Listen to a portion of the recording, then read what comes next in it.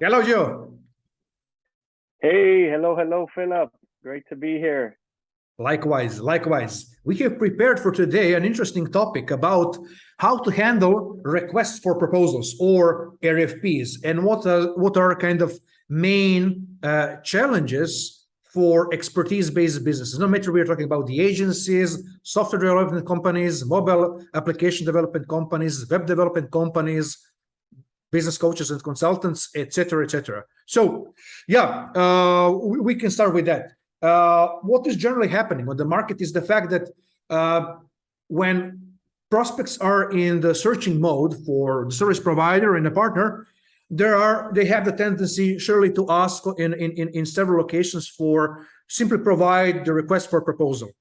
The problem is the companies, the service providers, the experts are handling them kind of easy, which is not good, meaning they're responding to RFPs immediately by creating and sending a proposal without proper checkup, digging more deeper in terms of real project outline, requirements, and everything. Surely, everybody on the market need an additional project and business, but still that can be quite counterproductive, because that can be very time consuming in terms of resources for you responding to the request for proposal, which has a more extended and larger outline in terms of requirements, time necessary to create adequate documentation, to create a market checkup, some kind of analysis, and put everything in the proper proposal. And yeah, that is the major one of the major issues which are happening nowadays on the market. And a lot of service providers are happy with the situation, but they have done nothing to change that. So I would be happy to hear your perspective, your thoughts on that specific topic. Yeah, I think like you mentioned, Philip, it's something that businesses or executives, entrepreneurs sort of start to realize is an issue. But like you mentioned, they kind of either don't know exactly how to pivot or change, and it becomes difficult once you start to scale. Is when you really start to see the time consuming it can be to just prepare proposals. I think, and a lot of this part of this process, I remember I've learned some of this from having conversations with you, right?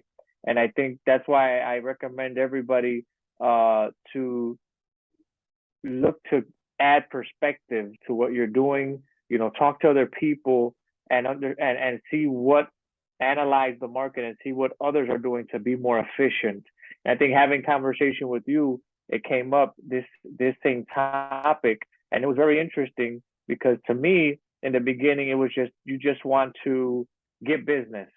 You know what? Mhm. You just want to do whatever it takes. You want to, if you have to prepare a proposal, you're ready to do it. You're right.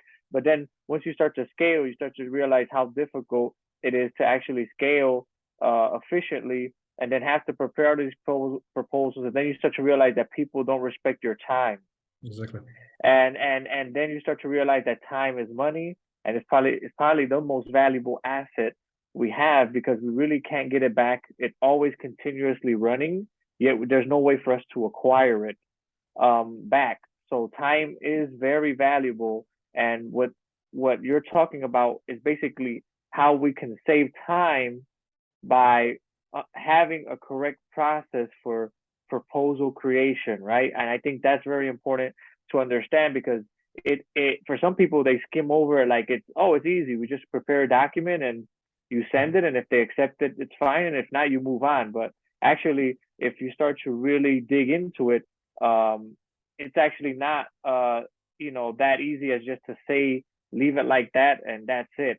If you actually look into it and start to become more efficient, you start to realize, well, for example, I've seen how questionnaires and using the correct qualification process can help with this as well, right? Like Mhm. understanding who your ideal client is and how to eliminate people. So I think there's a lot of power in learning how to say no. Like understanding, okay, I don't want to do business with you because you're just not the right fit, maybe right now, or for whatever reason it is. It's just not. It's no. It's a no. And then that way you don't consume time. Your team doesn't invest energy in something that then ends up turning into nothing. When that energy and time, you could have used it to be more productive. You could have used it to actually get in front of an ideal, right, prospect. So that's why it's important. And I think it's a great conversation to have. At least in my case, I've in that process, I've seen a lot of advancement in learning how to disqualify people, right? So understanding who isn't the right fit for me, and that way I can invest my time into creating proposals for people who are high quality prospects who really will see the value in what we're offering versus just doing the shotgun and just putting proposals out there, and you end up wasting a lot of time and it's not an efficient proposal. Because how are you going to do an efficient proposal if you haven't got the necessary information? You don't know if that person is an ideal client or not. I think that pre-qualification process is very important, and then having the correct proposal creation process so that when you do create proposals, it's as efficient as possible, doesn't consume as much time and energy for your team. And when you are investing a lot of energy in it, it's because you've already identified that is a high quality ideal prospect, and that way now we could invest energy, now we can invest time and try to close the deal. Yeah, those are my initial thoughts. Yeah, and you mentioned one important keyword, and that is the system, meaning the approach, and the process, meaning procedure. I'm a big advocate on it because that way, as you mentioned, you can manage the expectation, the system, and set up proper funnel. It's elimination process in the end on both ends. I can completely understand the prospects simply going around the market and collecting proposals because a bunch of them don't understand the level of complexity and they want to simply get the proper look and feel, but also proper handling requests for proposals or that sort of inquiries or received briefs based on which you should create some kind of proposal. It's an ideal case and scenario to see and check proper alignment with them from the perspective of being highly interested in business cooperation. Do you have a proper sync? You're like-minded. They can be engaged or they're not engaged. They're just looking for semi-solution and similar stuff. What I would definitely always suggest, and it is part of our process, we are never creating a proposal for the sake of proposal. We have, and we both know it, we have a system where the paid workshop in which you have directly implemented the consultancy level, the sync, the alignment, and everything. It's a first communication channel. Okay, you have introductory call, discovery call, see what are the requirements and everything else. If people are highly interested in some kind of business cooperation, we are forwarding that to the paid workshop.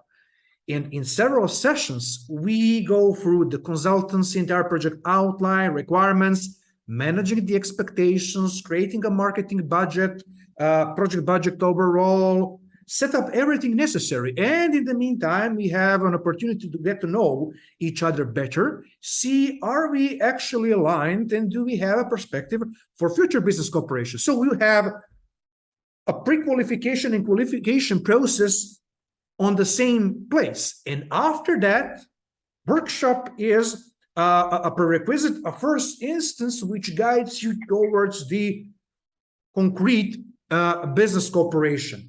Somebody would say that it is hard in terms of the approach. You cannot do this, you cannot do that.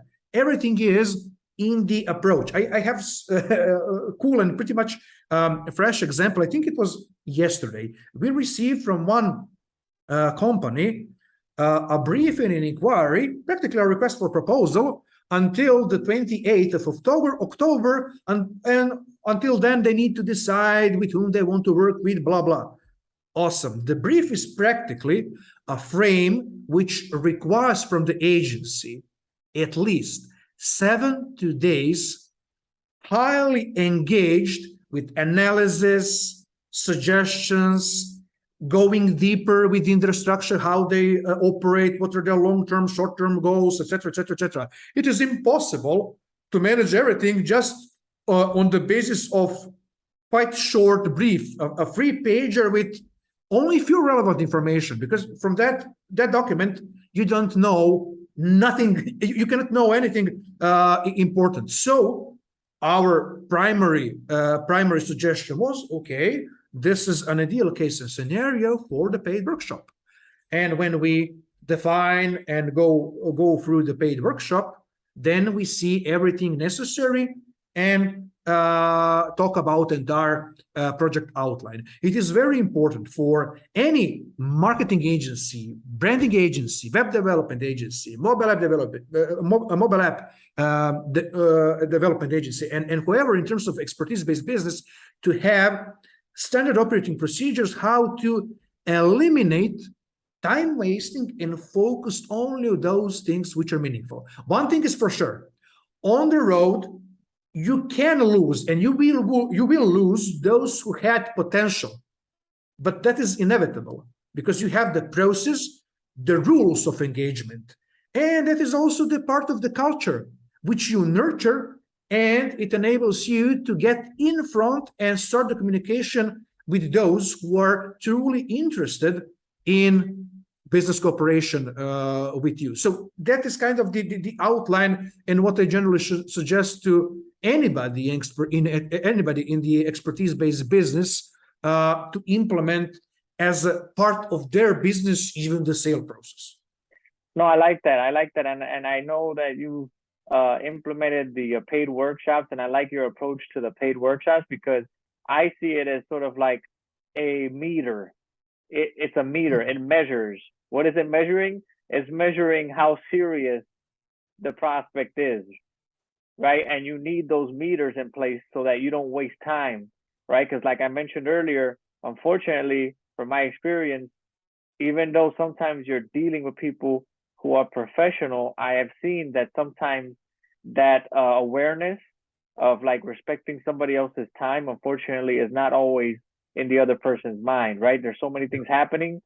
And I think, like you said, that paid workshop, I think it's a great recommendation for people to look to see how they can implement, right? Obviously, that's going to depend, the pricing, et cetera, is all going to depend on different factors, obviously. But I think it's worth people who are listening to experiment, right? Experiment with the paid workshop model that Filip just described, because it does work. It serves as a like I said, as a meter to really, for you to measure who is really serious about doing serious business, right? And not just wasting your time and their time by going back and forth.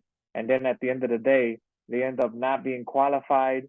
They end up not being the type of ideal client you're looking for, etc.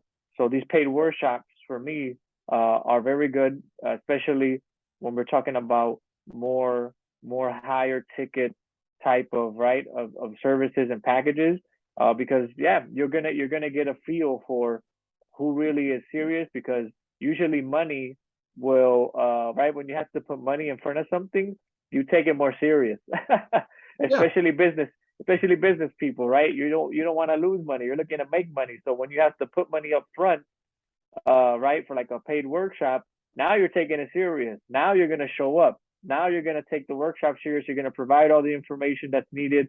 You're going to get in it. You're going to get your hands dirty with the other person and try to make sure everything is in place that needs to be in place, because you're sacrificing something. When it's too easy and you just like Filip said, you allow it to just be where they're just collecting proposals. Filip likes to say a phrase like Pokemon. You know, they're trying to catch them all. They're trying to catch them. They're trying to catch them all like Pokemon. You know, it's not the ideal situation. So you want to, the paid workshops. That was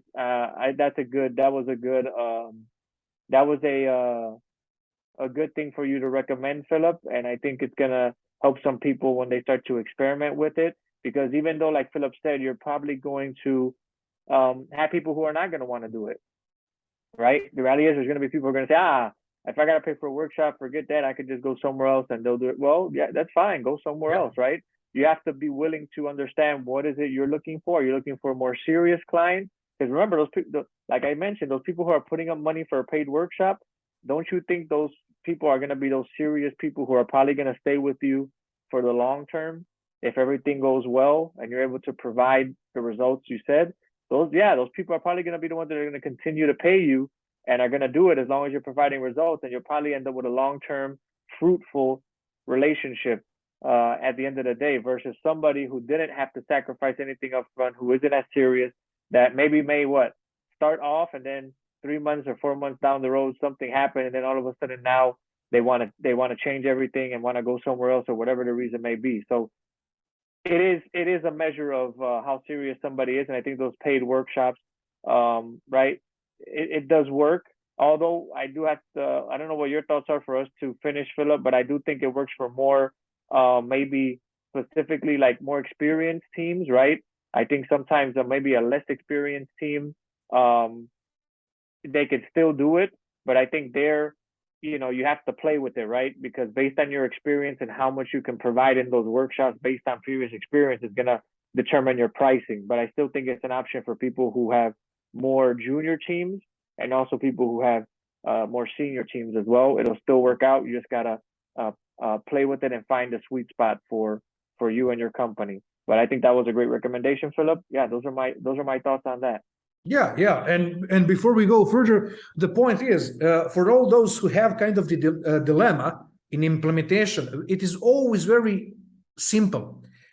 You have the input and output. When I mention output, I mean results. So you need to be clear and transparent in terms of result, which will be provided after you finalize the workshop.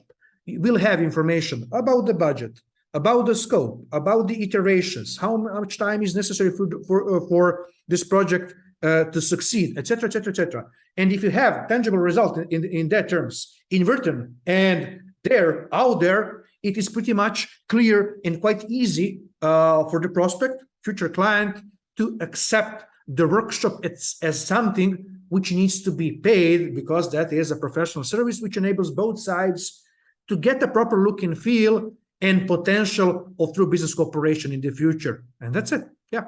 No, and also, before we leave, Philip, I think what you said there just triggered something for me. And also, even if for whatever reason, right, they move on, they do the workshop and they decide not to, you're still getting paid.